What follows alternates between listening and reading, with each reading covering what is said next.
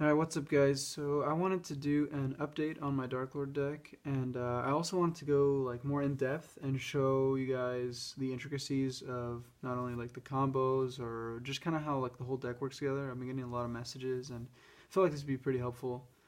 So I'll start off with the main deck, and I'll just kind of lay it all out there for you guys. Starting off with just the Darklord monsters. Not much has changed since the last profile, but I'm playing 3 actual.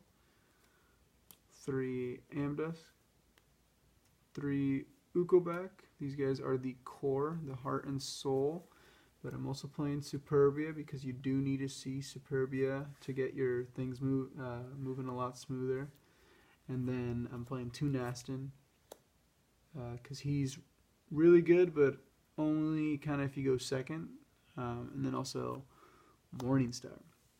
So Morningstar is not only good going second, but he's really good after you set up your first turn board as a follow-up. So just having him as an option is really good because typically you're going to have contact in your hand again for next turn, and you're going to summon out the Ukobak from the grave to get you a searcher, and then with that search you either get Morningstar or you can go into a trap to out a board. So it's really good as an option if your opponent decides to overextend or you catch them with 2 enchantments. The other 2 monsters I'm running are Raiden. Every time that you see Raiden or Charge of the Light Brigade, you should be able to make Dawn Dragster on top of your Darklord board. So, like I said, the Heart and Soul is these 9 right here. Ukobak is essentially another copy of Banishment when used like this. So you're maxing out on all the searches that you're going to get in this deck. Then just tutor everything out. So this is the monsters. I'll go to the spells. So still playing 3 Banishment, still playing 3 Contact, 3 Into the Void, 3 Charge. Those are all the 3 of spells. So these are the spells that you kind of want to see every hand. Every time you going first, going second, you want to see these guys, because these are the ones that are going to push you. Into the Void is just for kind of a consistency booster. But these are all my 3 spells, and as you can see, I'm not playing Trade-In at all. Superbia is only at 2, so I tried to make it so that I don't really rely on drawing or milling too many cards, and I just kind of see what I need in my hand already. I'm also playing 2 Desires and 2 Called by the Grave. So the Desires is a new addition that I've added to the deck. As you can see, I made so the main core is all 3 ofs. So everything that you really always want to access is a 3 of. So Desires is not usually going to hurt you. It will only hurt you when you hit the Morningstar, and but a lot of the times the Morningstar, it's you don't need it depending on the matchup, but it's good to have. So now I'm going to my 1 of spells, which is just the Foolish. I just added this to the deck, and I swapped it out for that 3rd Superbia, and it has been working really well for me. It's a lot more consistent, and then this just adds kind of like a missing piece to the overall like puzzle that you have to make the board. This will usually just add whatever you're missing. And I'm also playing 1 Allure because you don't really want to banish the monsters from your hand until you've already digged from your deck, and so having it at 1 means you're going to draw into it instead of opening with it. That's just the theory with it. And then I'm also playing these 3, which I kind of all see as a 3 of because they all do essentially the same thing. They add 1 more form of interaction, or 1 more push, 1 more monster on the field. So they kind of all do the same thing, except they kind of go in order: Reasoning, Monster Reborn, and then obviously Soul Charge, but with Reasoning having the highest ceiling. And for the trap lineup, I'm only playing 2 Rebellion and the 1 Enchantments. I'm still not playing Divinity, and I'm sticking to that. But Rebellion, I've thought about even putting at 3 or cutting Enchantment entirely, but being able to double enchantment and then having access to Morningstar next turn is very, very strong. And the fact that this does not target or that it doesn't destroy is very relevant and actually comes up a lot. But yeah, the trap you're usually using is Rebellion, and it's at 2 for the reason that if just the fact by playing 2 in my deck, I can have 1 on the field and 1 in the grave, and that increases the ceiling of the deck by a lot. So I'll just quickly go over the extra deck. The only cards that really matter are Wee Witch, Black Rose, and Dawn Dragster. The rest can pretty much be up to you, but I'm playing Black Rose and Dawn Dragster as the synchro monsters, and then for my link monsters, I'm playing Wee Witch, Phoenix, Cerberus, and Decode Talker. I would play probably Saryuja if I had it. I don't have it. I have Borreload, but I feel like there's really no need to give up 4 monsters to out something when Enchantment or Rebellion will pretty much be able to out the monster or whatever it is that I need. So that's it for the synchros and links. I'm also playing XYZ, so I'm playing Big Eye.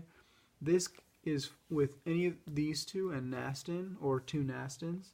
So sometimes I'll go Black Rose, and if they infinite impermanence me, or they Widow Anchor me and they don't take it, I go Nastin, and then I go into the Big Eye.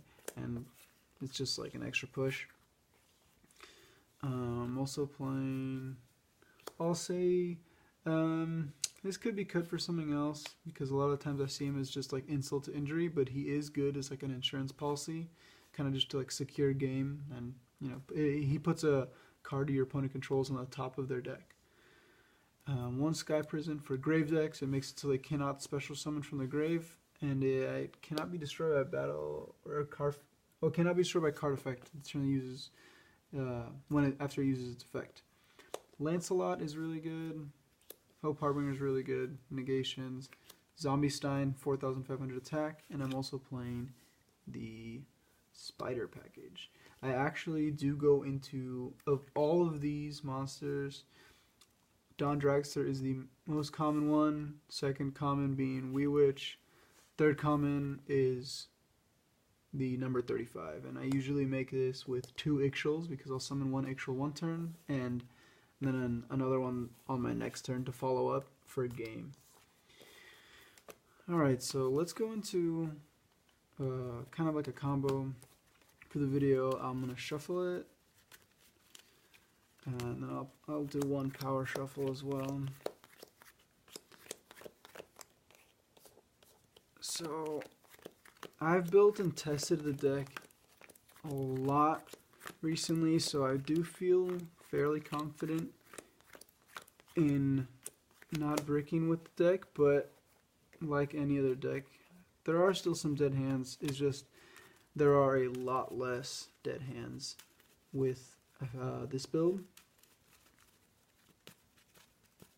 Okay, so we'll draw our 5.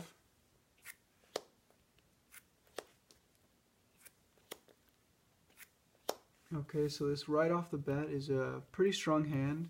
So you have the Ixchel and the Superbia for the cost of the Ixchel. So like I said, Superbia with Ixchel, Superbia with Amdust, Superbia with Nastin is always really well coupled.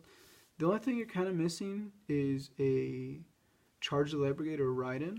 So that's probably what Ixchel is going to help us with. And if we don't get to it, we'll still be able to make a strong board. We'll draw 2. And so we can't really push for drawing or milling anymore, so we cannot make Dawn Dragster this turn, but we can still set up a board with a lot of interaction. And we even have the Called by the Grave as well for an added bonus.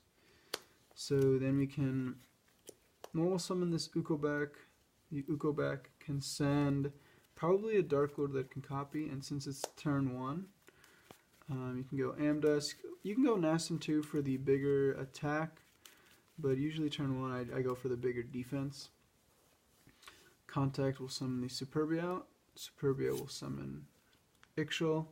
Ixchel can pay 1,000 life points, copy that Contact to summon the Amdust,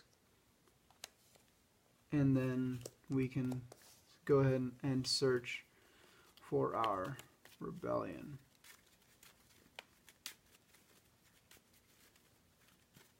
And we can set these two.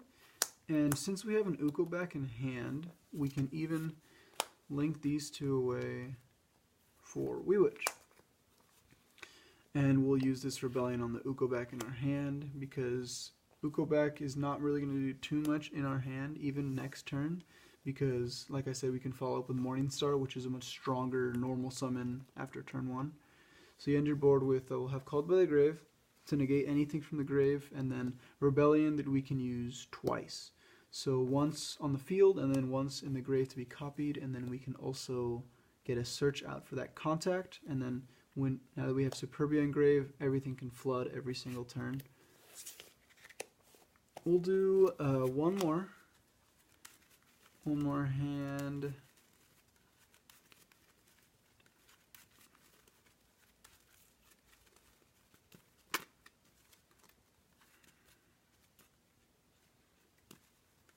Okay. Draw 5.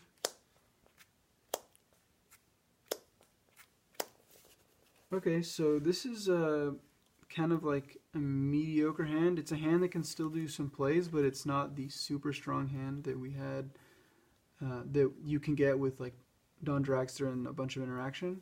But it can be depending on our draw and our mill. So we'll mill first so that we can guarantee that ride-in. And we milled one Darklord card.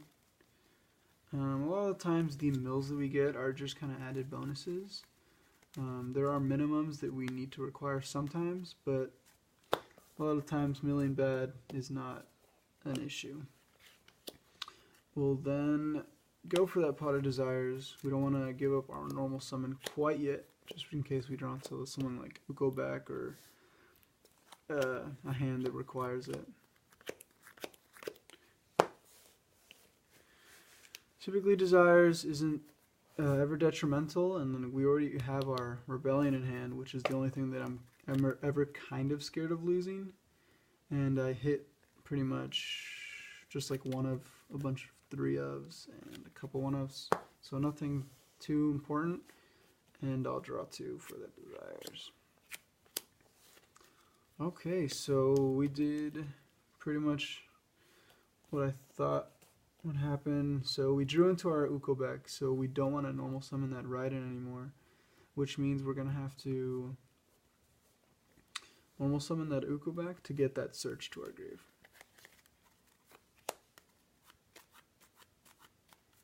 And then we can discard the Superbia and the Ukoback to summon the Nastin. And we're actually going to have to pass our turn with this board. We can continue to search. I think Nastin can get one more search out.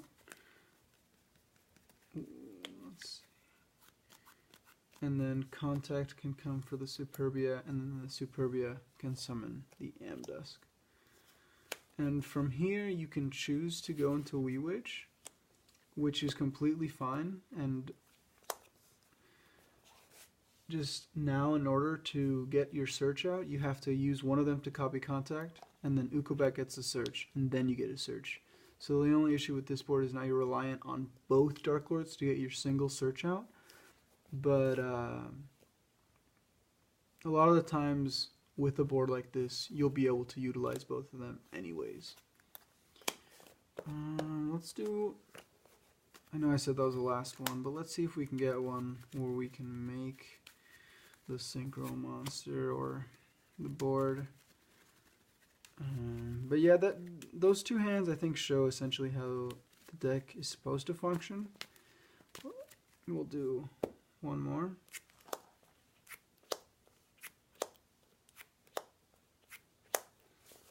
Okay, so this is...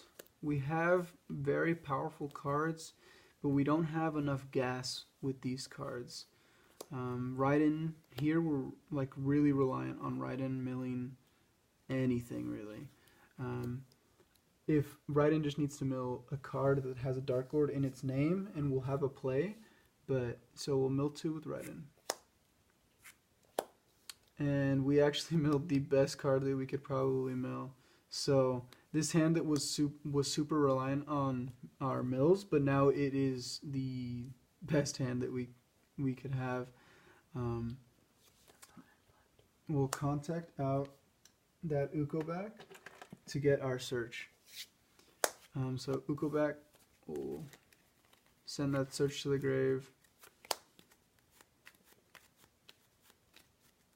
And then what you can do is you can send Ukobak, or send Amdus to the grave, send Rebellion to the grave, and then you can just add the Rebellion right back to your hand. I'll synchro with these. This is just, I usually, if I can synchro first, I usually do, just to play around in permanence and stuff like that. And we got that Monster Reborn for the Amdusk, and Amdusk can just either banishment, search contact, summon the Ukobak, or you can just copy that contact. Summon the Ukobak out here, and that is your end board. And you end the board with a Monster Negate, Rebellion on the field, and then when Rebellion goes to the grave, you can copy it again. And you also have that search, just like you always do, to follow up your plays next turn and explode again on your opponent. So yeah, pretty consistent deck, as you can tell. I kind of designed it to just do the same thing over and over again. You're going to be making Dawn Dragster probably 80% of the time, and then other than that, you're going to be making boards with interaction like double destruction. Sometimes you can do double destruction or triple destruction with one on the field and one in grave, and then enchantment on top of that. But yeah, thank you very much.